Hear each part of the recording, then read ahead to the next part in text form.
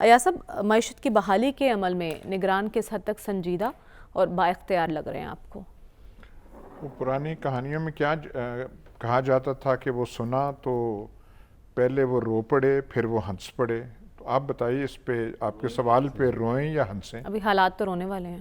نہیں، وہ جو آپ کہہ رہی ہیں کہ وہ نگران جو ہیں وہ ہو سکیں گے کہ کیا ہے، انہوں نے ستیہ ناش، میرے خیال پتہ نہیں کوئی یہ پاکستان سے کوئی بدلہ لیا جا رہا ہے، اس کا وہ ڈھونڈنا چاہیے کہ کون، مطلب کیا ہے چیز، اس ملک سے کیا بدلہ لیا جا رہا ہے. آج آپ نے وہ ڈان کا ایڈیٹوریل منشی ڈار صاحب پہ پڑھا ہے، مطلب اور بالکل انہوں نے صحیح کہا ہے کہ وہ آئے اور ڈار صاحب نے کیا کرشمے کر کے، کیا گل کھلا کے وہاں وہ چلے گئے. آئی ایم ایف کا جو ڈیل ہے وہ انہوں نے ستیہ ناش کر دیا، پھر ٹیکس انہیں کرنا پڑے. مطلب اگر کوئی مقدمہ بننا چاہیے، اور یہ بائی دا وے یہ منشی ڈار صاحب وہ ہیں جنہوں نے اعترافی بیان کیا تھا کہ میں نے منی لانڈرنگ کی ہے. یہ ان کے اپنے شریفوں کے خلاف جن کے یہ سمدھی ہیں ان کے خلاف اعترافی بیان، کنفیشنل سٹیٹمنٹ. یہ صرف پاکستان ایک ایسا ملک ہے جس میں جو وعدہ معاف گواہ اور اپنا گلٹ تسلیم کر رہا ہے اور وہ پھر فائنانس منسٹر لگ جاتا ہے، اور پھر وہ، مطلب یہ کون سا، یہ پاکستان میں ہو کیا رہا ہے، کون سا یہ چیز ہو رہی ہے. اب میں جو ہے یہ پچھلا ادوار سے لے کر کس طریقے سے چیزیں مینیج کی جا رہی ہیں، کیا مطلب کہاں ملک کو لے کے جا رہے ہیں آپ. اب بیچارے وہ جو ہیں آپ نگرانوں پہ وہ کہتے ہیں، اب وہ جو کاکڑ صاحب ہیں ان پہ کتنا کا آپ کو یا آپ تنقید کر سکتے ہیں. وہ بیچارے لائے گئے ہیں، وہ کر کے وہ جو بیٹھ گئے ہیں. ایک انتخابات والی بات ہے کوئی نہیں، فیصلہ کس نے کرنا، کاکڑ صاحب نے کرنا ہے. وہ جو عظیم قوم کے رہنما سکندر سلطان راجہ انہوں نے کرنا. مطلب کیا یہ یہاں پہ 3 مہینے کے لیے تو یہ آئے نہیں نا، تو پھر آگے چل سکتے ہیں معاملات ایسے ہی چلیں گے پھر 3 مہینے کے بعد بھی؟ آپ کیا سمجھتے ہیں کہ ان کی بس کی بات ہے؟ جو ان سے پہلے تھے، جو ناٹک وہ کر کے گئے ہیں، اپنا وہ سارا کر گئے ہیں.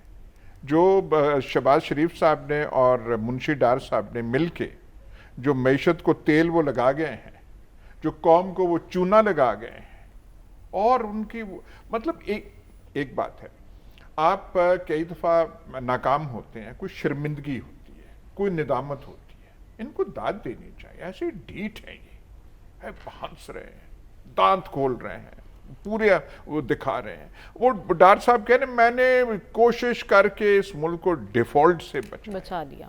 یار مقدمات بنانے ہیں، مقدمات کا آج کل موسم ہے. ایسے کبھی نہیں ہوا. ہم نے ایوب خان کی دور حکومت بھی دیکھا ہے، اتنے ہم بڑے نہیں تھے.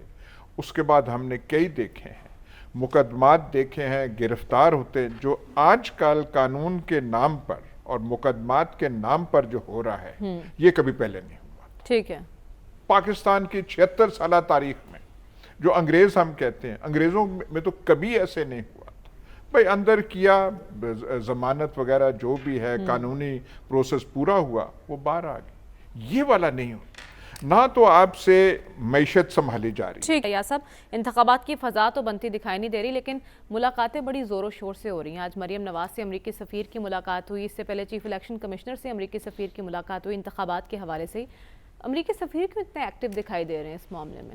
جانے دیں امریکی سفیر کو. امریکہ کی بات آپ پوری آپ کریں گے تو آپ کرنے نہیں دیں گی. اب امریکہ جو آپ کرے گا، یہی ایڈمنسٹریشن تھی جو بائیڈن کا. شاید ویسے ایک میں آپ کو بات بتا دوں، اگلا امریکی صدر ڈونلڈ ٹرمپ ہے. اچھا. ہاں، یہ میں آج آپ بتا رہا ہوں. اور شاید ڈونلڈ ٹرمپ کے آنے سے کچھ ہمارے اندرونی سیاست پہ بھی اثر پڑے. یہ جو بائیڈن ہے نا، انہوں نے ان کو تھا کہ روس کیوں گئے اور یہ کیوں گئے اور وہ کیوں گئے. بہرحال یہ سال جو ہے، امریکی الیکشن کو بھی 1 سال ہے، یہ ہمارے لیے مشکل ہوگا.